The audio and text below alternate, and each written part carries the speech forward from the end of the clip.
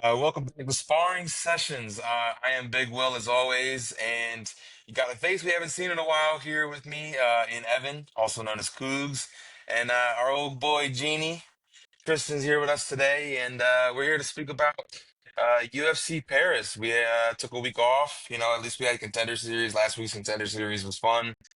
Um, Elephant in the room, our boy Dax is doing something with a bunch of fairies in the woods right now. So wishing him well, and he'll get this episode out tomorrow.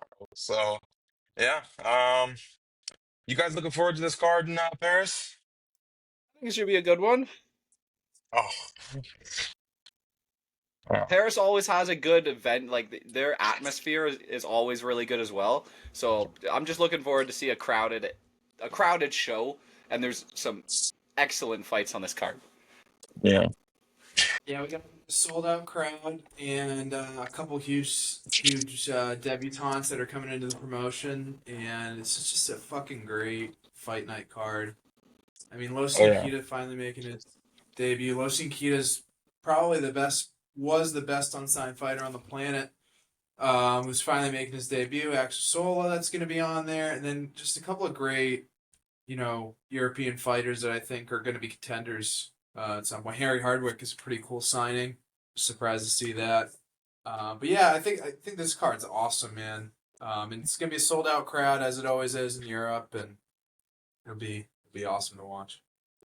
Yeah, it's got those those soccer environments. Watch those like the Prem League, Champions League. Those kind of crowds are some of the rattiest to watch. So I think that'll translate to this sport, and what a better crowd to have. So uh, firstly, we got a possible fight of the night here. We got Sam Hughes versus Shauna Bannon.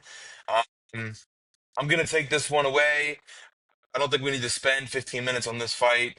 I don't think Shauna Bannon's great. She's kind of got that in and out karate point style, which isn't. It just, I don't know. It's not very high level. So I don't know. This is also Sam Hughes' first time being a favorite in the UFC, which is pretty surprising. And she's a pretty big favorite. I think the public sees that she's a gritty dog. I think she has more ways to win. I think she could out grapple Bannon, out strike her. Um, yeah, I think Sam Hughes is gonna do Sam Hughes for 15 minutes and get a decision win. Um, yeah. Yeah, I had it as one of my first of all, I never thought I would see Sam Hughes as minus 300 in my lifetime, but here we see it. I have her down at unanimous decision for minus 140. I think it's just one way traffic, and the second she gets her Yeah. hands on her and takes her to the ground, the fight's over, which I think will be pretty dang easy because Bannon just doesn't really have much for takedown defense. I think it's going to be a pretty one sided, not super exciting fight, but easy Sam Hughes win. Yeah, Yeah. I agree there. I think Sam Hughes has this one in the bag. I Shauna Bannon barely beat Puja Tomar. She was throwing up that stupid ass side kick. She was on death's door against She Fuji. was on death's door, and Puja Tomar put herself in an armbar and Yeah, taps out to it. That was the craziest win I've ever seen. Sam Page, dude, Sam Page has this one in the bag. Sam Page, Hughes, by decision. That's the pick. that just gives me a great memory of a friend of the show and our friend Brendan. He hit like a plus 2,000 bet on Bannon by submission on that fight against Puja, and he went ballistic when that happened. I tell you that. That's a good memory, man. But yeah, I think we're all on the same page here. Sam Page, any way she wants, most likely by decision. The next fight might be the polar opposite of the last. We got Andreas Gustafsson versus Rinat Fakhretdinov. Uh, Gustafsson's been one of my favorite fighters since I've seen him on Contender Series. I'll start that off. Evan, you want to take this one away? Yeah, I mean that's an awesome fight. I honestly I didn't. This is a fight I stay far away from a betting perspective, just because. I mean, Gustafsson had a dominant one-way debut. Fuck, Retinov was considered the kind of the future of 170 pounds, but that's slowed down since. He's had some, not so great wins. Had a couple tough fights. I don't really know where the fight's gonna go. Honestly, I think Gustafsson is. I haven't seen enough out of him to like definitively say that he would win this.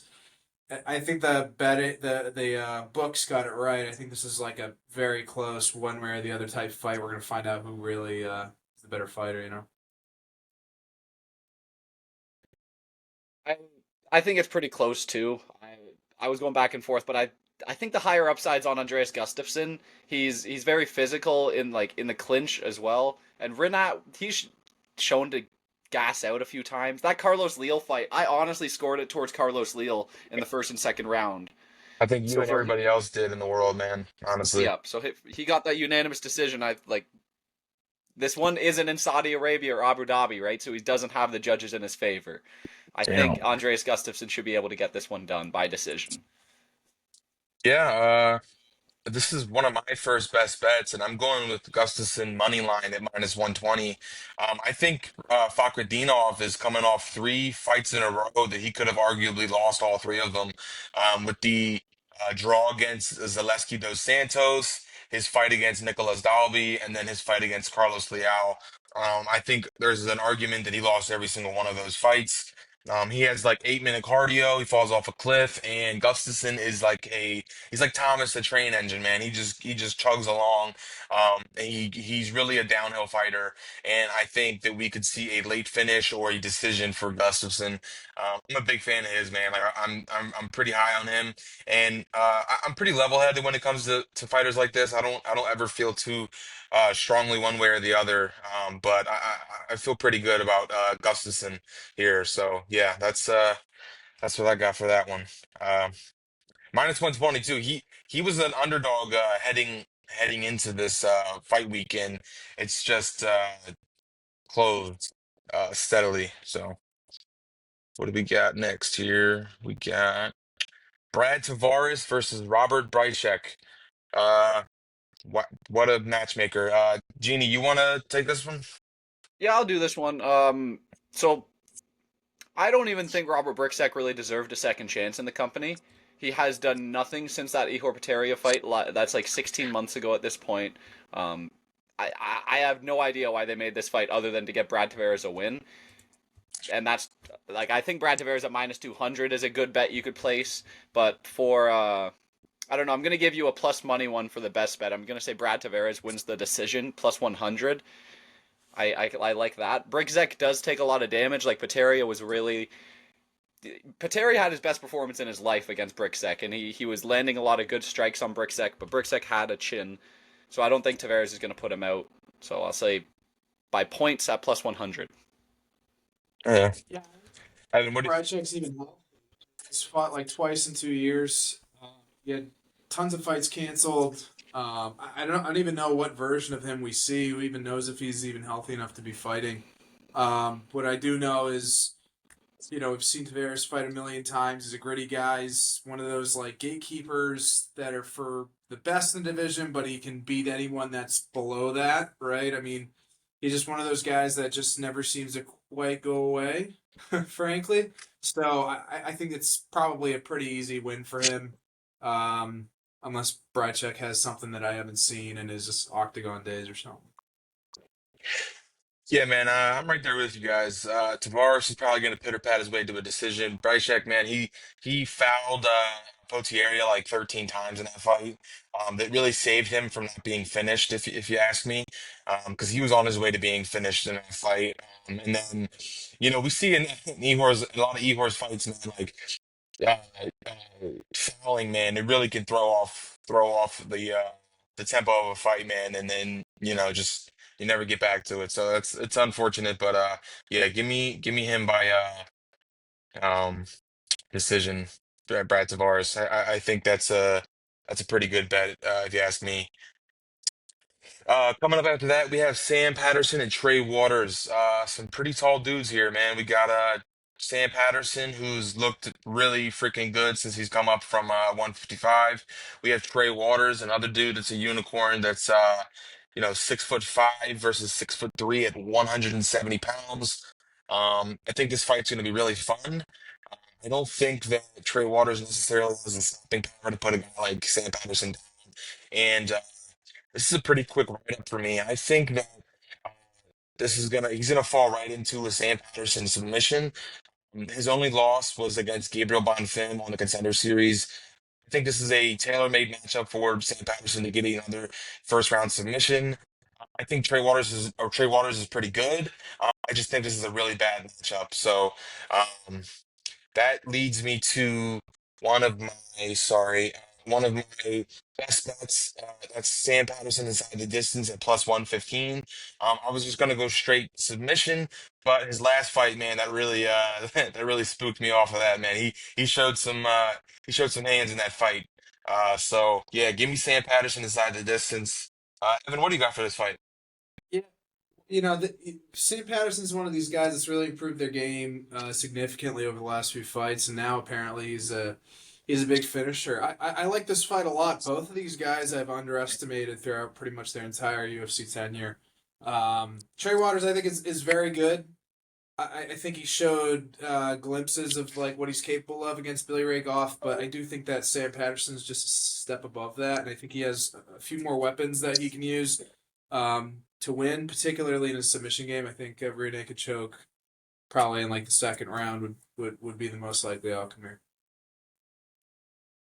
Yeah, I agree. I think Trey Waters definitely poses some risks on the feet, but Sam Patterson looked incredible in his last fight against Danny Barlow. Nobody thought he was going to knock out Danny Barlow, right? So for him to go out there and do that to Danny Barlow, I I also was picking Danny Barlow. I don't think I've picked Sam Patterson in the UFC, maybe in one of his first 170-pound fights, but I've been against him, and I'm finally hopping on the hype train of him. I think he's shown a lot of good tools, and I think he's getting a submission win here over Trey Waters, who's already been submitted before, but we're going round one submission win for Sam Patterson. Telling me you picked him over you picked your Canadian over Sam Patterson. What's that Canadian dude's name? Oh, Johan Lanes. Oh, I totally did too. That's funny, That man. was I that just was at a U. I couldn't It's because remember it his was UFC name. 297, and I picked every Canadian on the card because they had just swept the previous card in Vancouver. I fell for the propaganda. Hey, you know what they say? The trend is your friend to the end, man. So uh, after that, man, we got a really fun fight coming up. We got Coway Fernandez versus Harry Hardwick. I'll take this one here. Harry Hardwick, man. I was talking to Evan about this before we got on here. The Hardwick brothers have been scratching and clawing their way to get into the UFC. It seems like they should have both been in the UFC by now, but they both kind of drop the ball when it's good in time to do that. Uh, he said something to me that was pretty cool or interesting. He said his brother was the better one, and he dropped the ball in the Contender Series, and he just lost his belt to what's his name, Evan? Who did he just lose to? He lost his belt. Hardwick's brother. Sam Silva. Sam Silva. Yeah, Yeah, yes, George Sam Hardwick, Silva. Sam Yeah, Silva.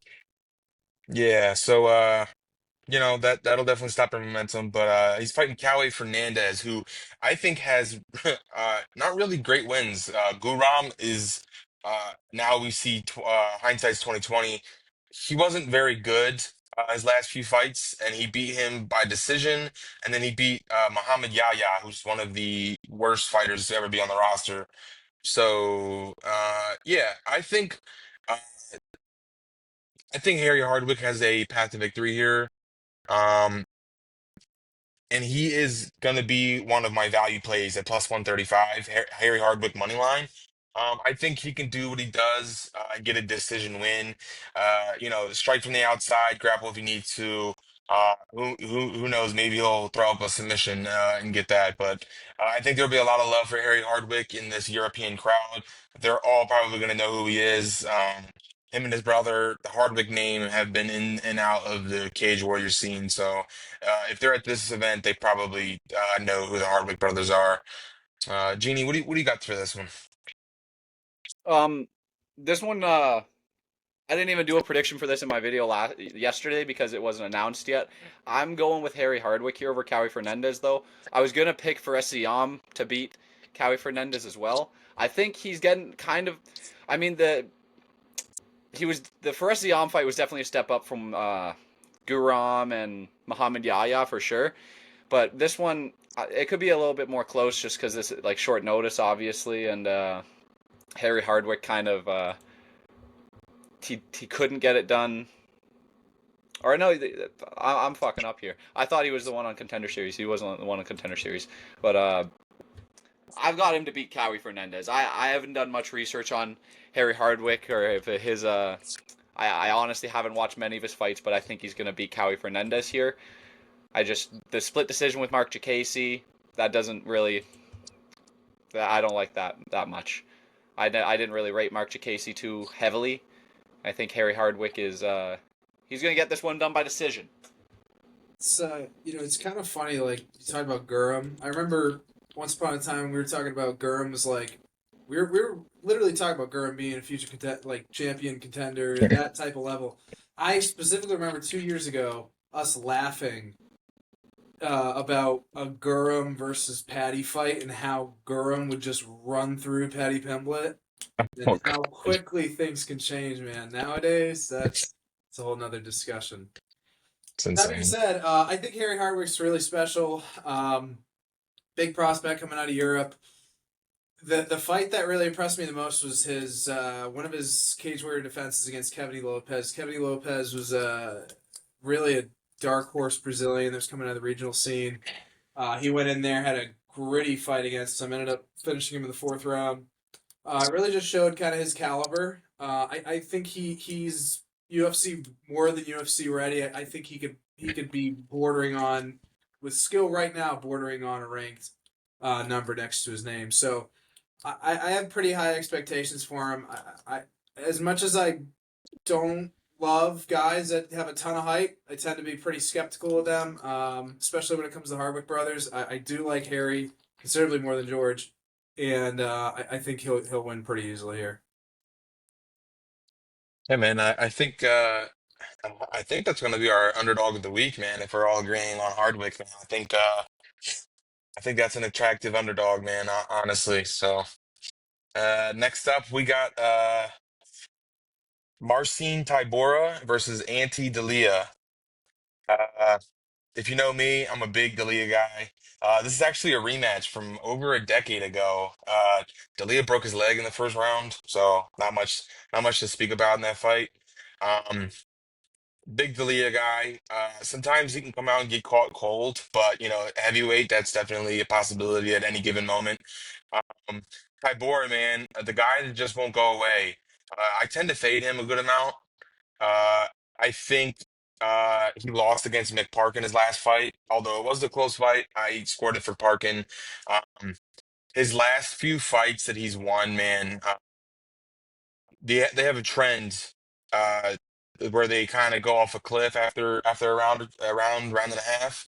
Um, I don't think that D'Elia is going to do that. D'Elia has 5 round cardio. We've seen him go off high before. I think D'Elia is set up here for a knockout at some point. I don't know if it'll be early, if it'll be late. I don't think D'Elia's got it anymore. Or no, I'm sorry, Tybura. I don't think Tybura's got it anymore. D'Elia is. I enjoy it, man. He can wrestle. He could wrestle Tybura. He could outbox him and knock him out. Ground and pound him. Big Dalia guy here. So give me Dalia. He's also one of my best bets for the week. He's minus 120, I believe. Yeah, minus 120 here. I think that's a good spot for him. Yeah, and I'm probably gonna play him by knockout. Honestly, I don't know what the number is at this moment, but I'm probably gonna take Dalia by knockout on top of his money line. What do you got for this, Ginny? I'm going Tibera here. I'm not gonna say I've watched every one of Delia's fights, but I just think that he's been knocked out more recently than Tibera. And listen, I'm breaking my own rule here. I don't usually pick 40-year-olds against any younger fighters. That's just a baseline rule I've set in the past couple months. I just don't do it. But he's only like 4 years younger than Tibera, Come on, man. and Delia's still in diapers at heavyweight age. I don't think he's getting it done. Listen, Tibura is this stagnant figure in the heavyweight division that you can be upset about the McParkin decision or whatever, but he was close enough in that fight to Yeah. have an argument to win, you know? And McParkin is a dog. McParkin is very good. I rate that win quite highly. I think he's gonna get it done over Delia by decision. I'm saying he's a crafty vet, man. This is a crafty vet performance incoming. Couldn't give a shit less about a Marcin Tybura fight, especially in 2024. I don't care. You knock out Jorgen De Castro, that's good enough for me. pick Conte D'Elia. We can move on. Just how good is Jorgen De Castro? Oh man. Yeah, man. Just to add on top of all this, man, I think Delia's speed is going to be a big factor here. I think Delia is a lot faster than Tybora is. I might be faster than Tybora is at this current moment. So Go that 40-yard that's dash. it's really not saying much. It's really not saying much here. So we're gonna move on to the man who gives me nightmares to this day, Umar Sy versus Brenson Ribeiro. I think this is a gimme fight, man. I think Sy hasn't looked great his last two fights. I think he's kind of got away from the wrestling a little bit, just to kind of try out the his hands or whatever. But I think he's gonna go back to what he does best here, and yeah, I think he's gonna get a finish. That's also my last best bet of the week. Umar Sy by finish here. I don't think Ribeiro really offers much. He's 17 and 18, not a great record. Give me Umar Sy by finish at minus 145. And Evan, what do you got for this? It's an interesting one. Well, it really isn't a great fight. It's two guys that, like you said, Umar Sy. I mean, he's had a great start in the UFC. He's definitely slowed down on some momentum. Not the best performances, but he's winning. But I don't know. I mean, I get messed up with Ribeiro. I can't tell if he's good, if he's bad, what the deal is. I mean, he knocked out Bruno Lopez a couple years ago on Contender Series, which I thought was a really good win. He's got a couple of different wins over. I think Nergozai or whatever his name was. I really don't think he is UFC Horrible. level. And then That's Tuco's next opponent right there. is and Make it Which happen, baby. he's got knocked out by guys that are I'd consider above average or pretty good in 205. So I don't really know what to make of him. I think plus 310 is actually a pretty big underdog for this fight. Again, I'm just not really convinced one way or the other. I think it's probably closer to a coin flip. But that being said, I think Sai just has a couple more tools that be able to get it done. I think it's a very boring decision. Umar Sai wrestling some sort of snoozer decision. It's probably the result. One, I just want to make a point real quick. Umar Sy should have won that Alonzo Menafield fight. You're talking about brutal robber with Mick Parkin and Marcin Tybura. This was a brutal robber. He outstruck Alonzo Menafield in the first and second round, 2-1, 2-1. That's ratio. And in the second round, he had 4 minutes of control time as well as outstriking him 2-1. I don't know how he lost that decision. He lost one round, the third round, and it wasn't a 10-8. I don't understand how Alonzo won that fight. But listen. Umar Sy's getting this done inside the distance. I could see a TKO. I could see a submission. I don't rate Brenson Ribeiro too highly, and he's not even at a reach advantage here, which he usually has against these guys. So I think Umar Sy is going to be able to impose his will on the mat, and I'll say a submission in the second round. Looking at this fight, man, it's insane that he had Ribeiro fight Mirzakhanov, dude. That's insane. That's incredible. That was his most recent fight that he lost by a first round knockout. But that matchup that's an insane matchup. Um, Next fight we got what do we got? Yeah, we got William Gomes versus Robert Ruchala. Uh, what do you got for this? Yeah, I love this fight. I mean, Ruchala a great KSW fighter. I mean, again, these are like the names that I love seeing on this card. Ruchala's, big. I'd consider a star in Poland. Big name out there. He's only really lost to the best. I mean, he lost to Saladin Parnasse, who is the best fighter outside of the UFC. So not really too much of a discredit there on his resume. Yeah, he's beat up a lot of good talent outside of the UFC. But that being said, I never have a lot of confidence in debutantes, especially guys that make their debuts against really talented fighters. I think Gomis is a very good fighter. I lean like 1% more to Gomis. I think it's gonna be a great fight. It's probably some sort of decision fight that's I think a barn burner that leans towards William. I think I watched that Ruchala Parnassi fight. I'm probably saying Parnassi wrong. I don't really care, but he was beaten he was beating him in like the outside foot battle. He was beating him on against the cage. He was beating him on the mat with control time. The only moment I really saw for Ruchala was just he landed a nice right hook. He was backing down Parnassi. It was like the end of the first round, I think, and he buckled him to a knee.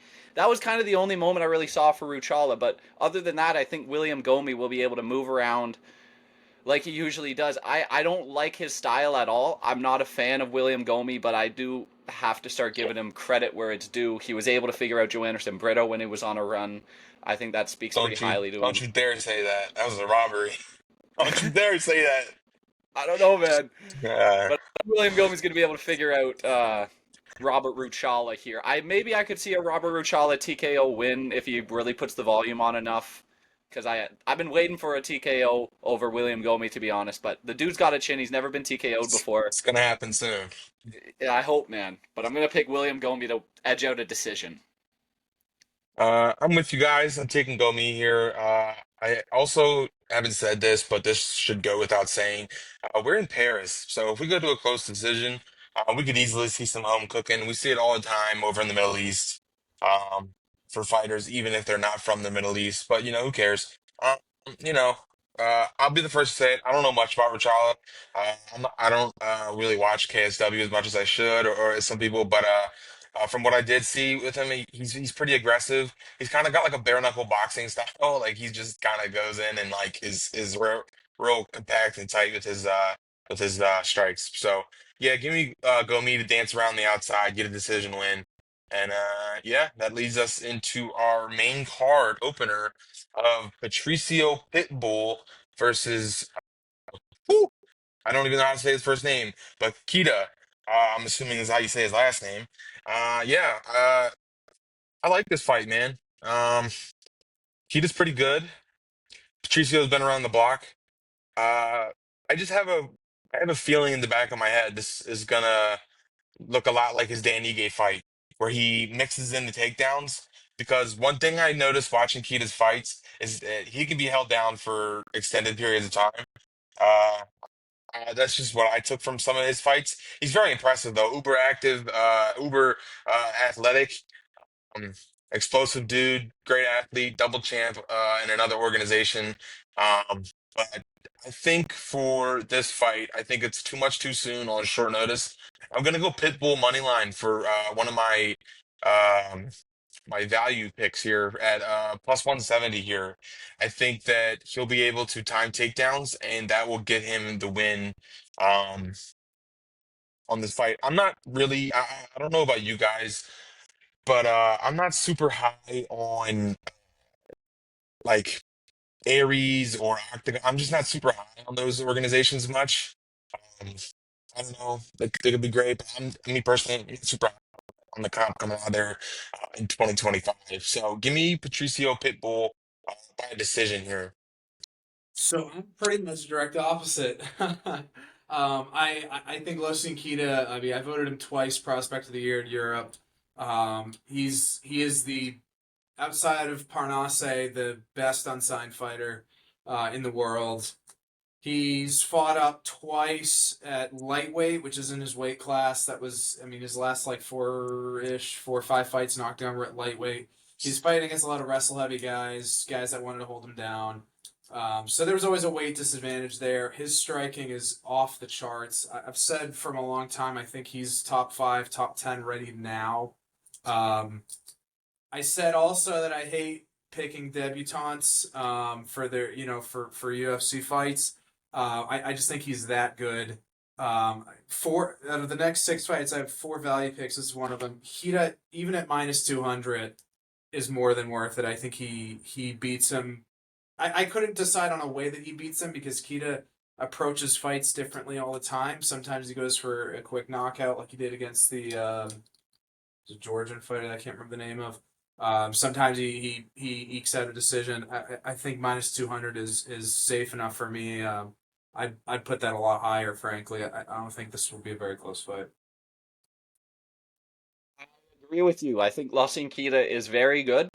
He's shown incredible boxing skills, and the one hiccup he has along the way is because he kicked the knee of someone and it shattered his foot at the start of a fight. It was like the first strike he threw in a fight. and he shattered his foot because of it. Patricio Pitbull, he did just, he game planned a good decision win over Dan Ige, I will say, but that Yair Rodriguez fight, I think that is kind of what we're going to see here. If it's not a knockout, it's going to be Kita just pummeling him pretty much and making him look like he doesn't really belong in there with him. But I'm actually going to pick Lawson Kita first round TKO win. I think he's going to be too explosive, too damaging. And Pitbull, he got knocked down by Yair Rodriguez. He's been knocked out in the past few years. And I just think this dude's going to be too explosive, too much for him. So Kita round 1 KO. I'm actually going to make that a best bet. Not the round 1 KO, but Lawson Kita by KO plus 300. Man, I like the disparity we got on that fight. So next up we got Reese McKee versus Axel Sola. Like I said, I'm not too big on the Aries guys or the Octagon guys. Not too big on those guys. Um, I think Sola's coming in on short notice, up a weight class. I think Reese McKee is probably going to put a hurting on Sola here. I think he looked incredible his last fight against Daniel Frunza. I hold Daniel Frunza in very high regard. So him being able to put that much damage on Frunza in one round is really impressive to me. So, um, yeah, Reese McKee is going to have a pretty big size advantage here, as well as a reach advantage. I think he is going to hurt him with the 1-2s and put him away at some point in this fight and give Sola his first loss um, as a professional. So, yeah. What do you got here, I Jeannie? agree. Listen. I was gonna go with Axel Sola. I was about sold. He's 10-0. He's got crisp boxing. He'll mix in a takedown. He'll sense danger, and he's throwing everything at you. 5-6 punch combos, ending with a knee. But listen, 7 inches of reach. That's a 7-inch reach disadvantage he's got here against Reese McKee. 71 compared to 78, and Reese McKee has looked incredible recently. UFC level as well. Beat up Daniel Frunza. He was an underdog against Daniel Frunza, if I remember correctly. He looked good against Cheaty in that fight. Close fight against Chidi. Yeah. Yeah, close fight as well. Axel Sola, he might win his next fight, but Reese McKee underdog odds is for sure. That's the play here. So I'm making that a best bet, and I'm picking Reese McKee to win a decision here. So that's the pick. Some sole opinion out. I've always liked Axel Sola. He was always in my like I said. I don't know what the UFC has done the last like 4 to 6 weeks. They've just decided that they're going to sign all the best talent in the world. And keep in mind, this talent has been sitting around for like a year, 2 years outside of the UFC. They've been ready to be in the UFC, so it's made me super happy to see a lot of these guys. Axel Sola is one of these other guys that I was waiting and waiting on. The UFC finally pulled the trigger on. I think his striking is otherworldly. He's put on some absolute clinics against talented guys that are in Europe. Um, I've never been impressed by Reese McKee outside of his most recent fight against Frunza. Frunza was on his debut. I don't give him a ton of credit for that. Good fight against Cheaty. Bad performance against Angelosa, in my opinion. I don't have enough faith in Reese McKee to pull through on that type of fight. I'm breaking my rule once again. I'm picking another guy that's making his UFC debut, but I love Axel Sola at I get it at what -135. That's another one of my value bets that I really like, and I think he's going to outclass him even on the feet, regardless of the reach disadvantage. Yeah, man. I think I'm a fan of the UFC picking up all this talent, man. It only makes things more interesting, especially from these smaller shows that like more hardcore fans know. So yeah, I think it's only a good thing. Oh, it's great. Uh, I love it. yeah. After that fight, we have Balaji Oki versus Mason Jones. Uh, Gene, you want to take this one? Yeah, I'll do this one. Yeah. I'm I'm going with Mason Jones here. He just had an incredible performance against Jeremy Stevens, and he didn't even use his best tool set that he had until like the third round of that fight. Yeah. He chose to box with Jeremy Stevens, had an absolute war with him, and then after he already won the first 2 rounds, he mixed in a takedown in the third and held down Jeremy Stevens. Balaji Oki, I was hyping this dude up for a bit. The Dylan Salvador fight, he got a brutal knockout over the guy, but really close fight with Timmy Kawamba, put himself in a guillotine with Chris Duncan, and I don't really rate Michael as well too heavily. I think he had a decision win on Contender Series that he ended up getting a contract with. It was like a split decision, I'm pretty sure. Part with Bark and Grant took a couple fights in Fury, won a couple, and he got signed short notice. But it was Yeah, a yeah, crazy Yeah. yeah. fight. It was like that was like one of the best fights in Contender Oh Series yeah. history. That was a fucking war. But Oh yeah, yeah. I think Mason Jones is going to find. I I don't know if I'm gonna say a finish for sure, but I think he's gonna dominate Balaji Oki. Show levels. His striking is incredible, and his ground game is very elite too. Like I really rate Cage Warriors. Anyone that comes from Cage Warriors, they're automatically rated a bit higher than any of these other prospects coming in. And I think Mason Jones is a very good prospect that we're gonna have to look out for. So I'm saying Mason Jones by decision. I was gonna say submission. I'm gonna say decision. yeah, like I mean, you could build a castle off of Mason Jones by decision, but I think Oki is just not really that good. Again, like you just said, he's beaten the guys that he should have beaten. Like, yeah, Michael Aswell should be a win. He should not have gotten submitted in that previous fight. I just don't. I think he's a striking focused type of guy. He's sort of one dimensional. I don't really see an expanded game there that you're gonna need when you face a guy like Mason Jones. I think it's a pretty easy win for Mason Jones. Another value pick. I'm actually doing a parlay on this. I'd say goes the distance at minus 135. Parlay it with money line for Mason Jones. It's plus 120. So I don't even think it's really that close of a fight. You could even just take Mason Jones straight money line at minus 155, which is just good money there too. I can't believe that he's only minus 155. Honestly, that's really surprising to me. I don't know how I didn't catch that before this, but Mason Jones, man, if you told me Mason Jones was minus 300, I probably wouldn't even ask you what the fuck. Like I believe you. Like, oh, okay. Oki hasn't really looked that impressive his last few fights. I think he should have, if he was really something, he would have put away as well, no matter how tough he was. Um, yeah, I'm not too high on Oki. I think Jones is pretty damn good, 16-2.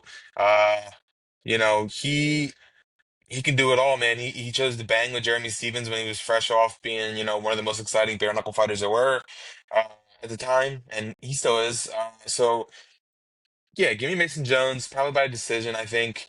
Um, yeah, I'm not too upset about that. Mason Jones should definitely cruise to a win in that fight.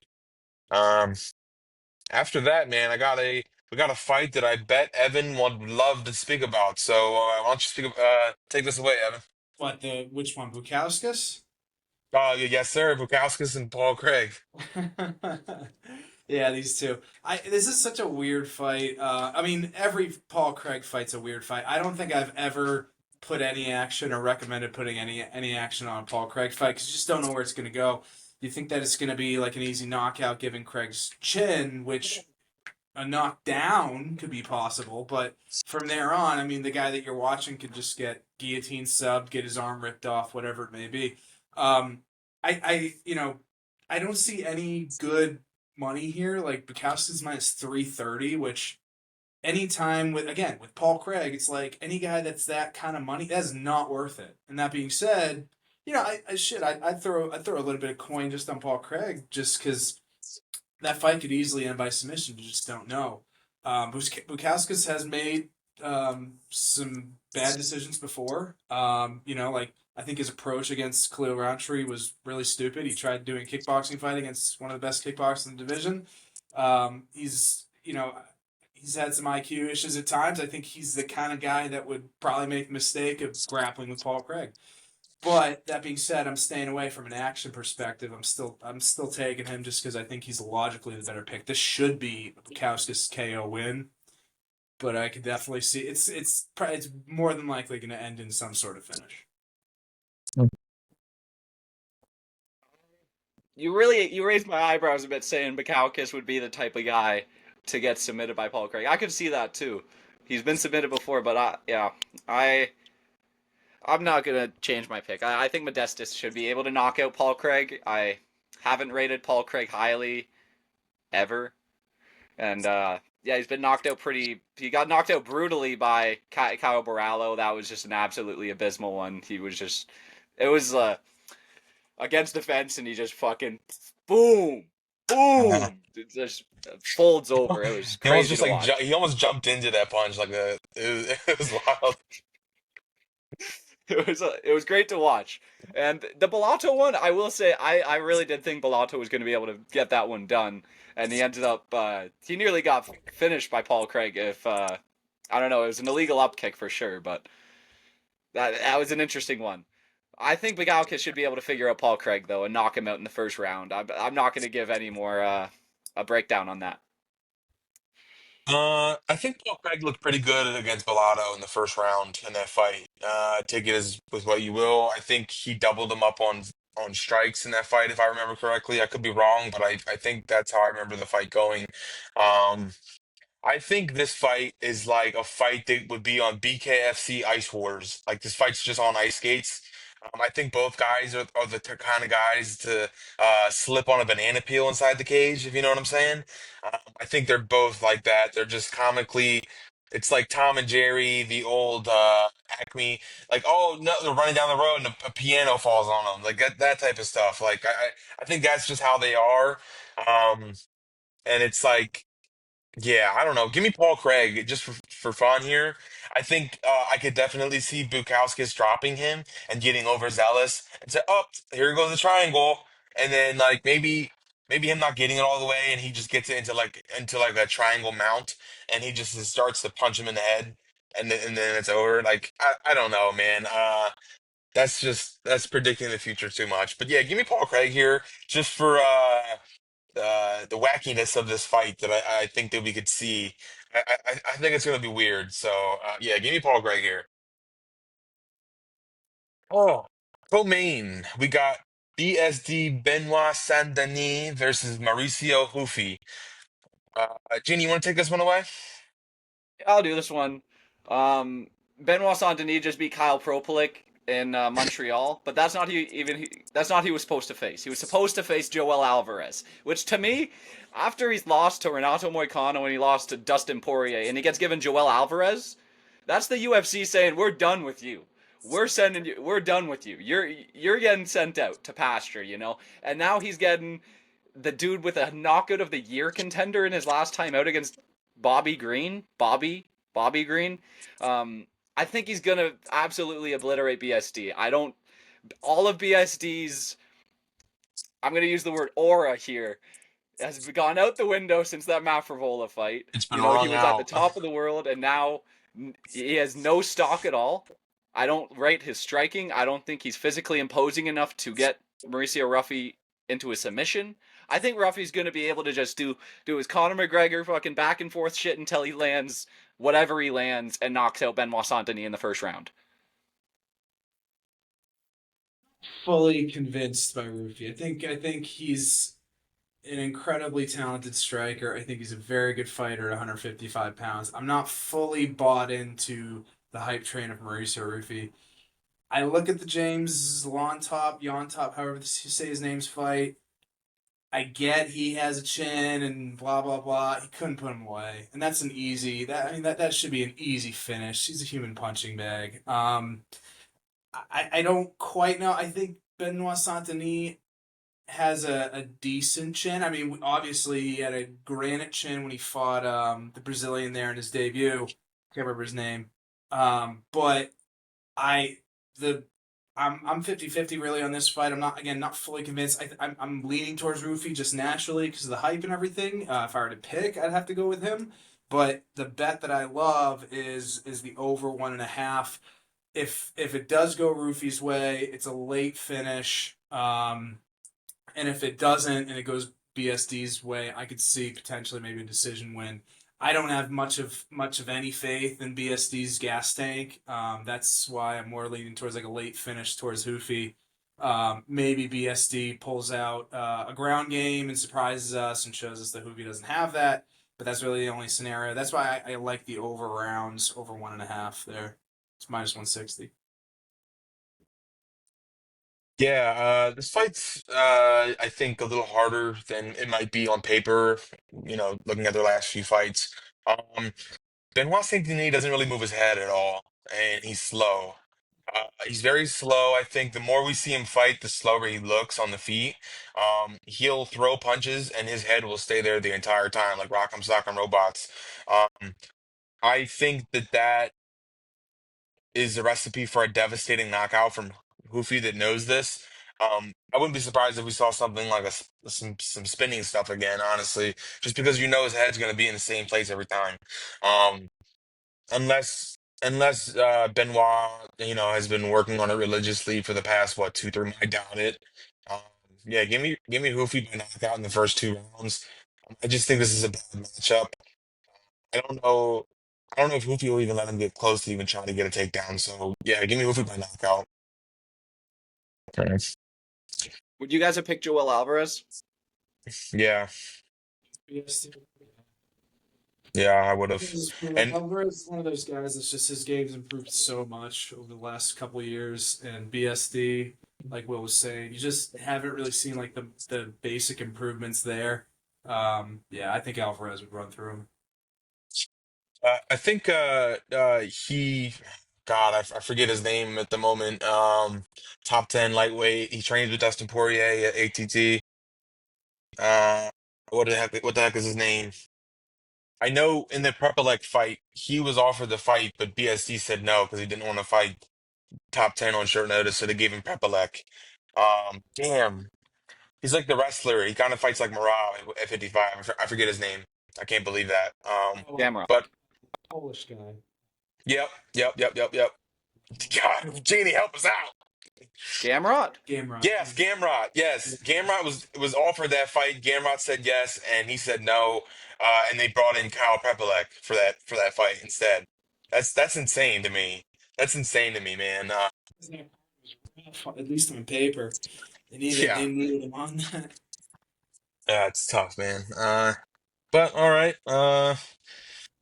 We got the main event here, man. Caio Baralho versus Nasruddin Imavov. Evan, you want to take this one away? Yeah, dude. I mean, what a great main event in terms of matchmaking and odds making. I mean, they got it pretty close to 500. I like that a lot. Again, going back and forth. I think this fight, I don't have any bets on it. I think this fight more than likely goes the distance. People are highly contested one way or the other. I'm leaning a little bit more towards Imavov. I think that Imavov's game has, again, we're talking about guys that have progressed over the last few fights. I think Imavov's game continues to improve. I've been really impressed with just how much better he seems to look in every single fight. I was a huge doubter when he was first kind of making his rise up the division. I really like the direction that I see him going in. He's got very good striking and an elite ground game. But again, I mean, Cal's no slump either, but I just think Imavov has that 1% edge that'll get him past on a decision win. I'm going Kyle Barallo here. I think he's got better grappling than Imavov, and I think listen, I think he's gonna find a submission over Imavov. Imavov was held down for an entire round by Brendan Allen in his not his last fight, but the fight before. He was held down for an entire round by Brendan Allen, and that was the first round of the fight. And then Brendan Allen kind of gassed out a bit, couldn't really continue that game plan. But listen, Kyle Barallo, I still think he's improved since even that Armin Petrosian fight. You can compare him now to like in that Jared Cannonier fight. It's night and day difference. And I will say Imavov definitely has improved more. Sure, he changed gyms after that Phil Hawes loss. I'm pretty sure it was. It might have been after that. Yeah, but Bad loss.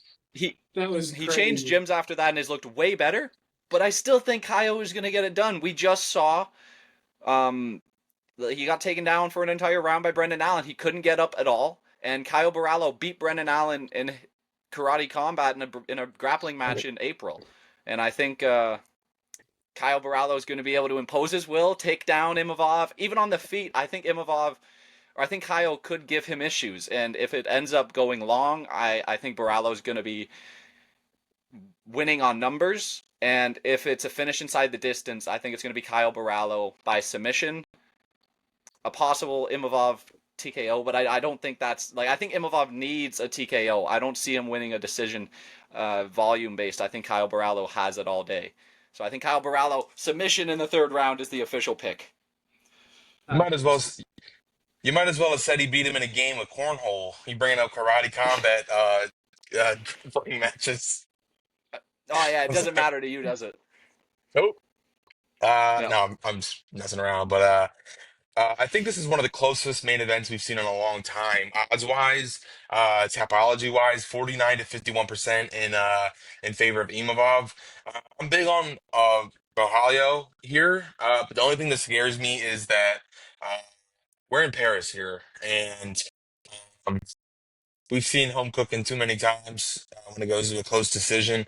I can see this fight being so close, significant strikes being so close. This goes to a decision, split decision, unanimous decision, and everybody's going to scream robbery one way or the other. Um, I don't know if either guy is going to do something impressive enough to get ahead of um, the fight that we have in a month in Anthony Hernandez and Rene de Ritter. I think one of those guys is going to have more of an impressive performance and cut ahead. Even though this fight has been seen as the winner gets Chimaev, I think the fight in a month from now will be a little bit more impressive in terms of how one or the other wins. So, I'm gonna go Caio Baralho here. I'm not super confident here. I want to see how they face off because they say they have the same reach and that Imavov's 2 inches taller. I think it might be more eye to eye than it says on paper. I don't know how much that'll matter, but I think it matters to an extent. Obviously, I think Baralho has the grappling advantage, just straight like jujitsu submission game. I think he's way better. I've seen him go 5 rounds pretty seamlessly, and we've also seen Imavov gas a few times. So I think this could be a fight where someone wins the first two and loses the last three, and it goes to a decision. But for finality, I'm going to go with Caio Baralho. The fighting nerds just keep on rolling. So yeah, that's it for me. It's a pretty good card, Oh yeah, guys. I want to make Kyle Barallo a best bet. Okay, all I want right. to make Kyle Barallo a best bet. Works with me. I ain't gonna tell you no. Uh, yeah, man, I'm pretty excited for this fight. Looking ahead, what do we have? What do we have coming up next week? Do you guys know what's next week offhand? I'm gonna take a look real quick. Sorry, this is live recording, ladies and gentlemen. Oh, it's Lopez Silva. Okay, yeah, Noche's next week. That's pretty exciting. What fight are you guys looking forward to the most on that fight? Honestly, I can't. I gotta say the main event, man. This one has me on edge. Lopez and Silva. This is an absolute barn burner. I've been on Diego Lopez's hype train every step of the way. Even even his last fight where he didn't come out victorious, I thought he was going to beat Volk. And listen, right now, as of recording, I still don't know who I'm picking for that fight, but I probably should pick Diego. You're But All not that's right, what gonna be about the you, best fight excited. of the card. You're not excited for Zach Reese versus Cedric Dumas? Oh, did I miss that one? I totally missed that one. Didn't I? Yeah, yeah. Clip that. Clip Oh, that. that's Send, that. send Oh that to my Zach god, that. Reese. Flip it, flip it. Clip it. Send that to Uh, Zach Reese. Yeah, it's all right, Zach. I I He don't I care think about you. I think I think one of my favorite fights on here is Alexander Hernandez and Diego Ferreira. I think that fight's I going to can be really see fun that. no matter what happens. Yeah, I think I'm looking forward to that one the most, Can you besides imagine the main event. Alexander Hernandez with a 4 fight win streak in 2025? Call That's scary. Cowboy, call Cowboy. Yeah, That's just funny. looking at it, I honestly, I think the one that I most look forward to is actually the first one, is the tough finale. Cezinando versus Donchenko. Cezinando, really talented. It's Brazilian, but he was in Canada for the last few years. Donchenko is a super talented guy out of Ukraine. He fought with what was it, Octagon in Kazakhstan. That'd be a really good fight, and I think either guy, whoever loses, is going to the UFC as well. Which is typical with the Ultimate Fighter. But both these Yeah, guys are talented 170-pound fighters. That'd be an awesome fight to start the whole card. yeah, I missed that fight, man. Yeah, I'm super high on Donchenko. I like both guys. That should be a really fun fight. It's been cool seeing these like weird Viking dudes come into the UFC because Huh. they're like just always savage, man. Yeah, it's a good time watching them. But yeah. yeah, I think that's all we got today, man. I think UFC Paris is going to be a really good card, and I think we're all going to have a lot of fun. That starts at 12 p.m. Eastern, so a good midday card for all the fans here. So uh, let's wrap this up. I've been Will. That's Evan. That's Jeannie. And this has been Sparring Sessions. I'll see you guys next week.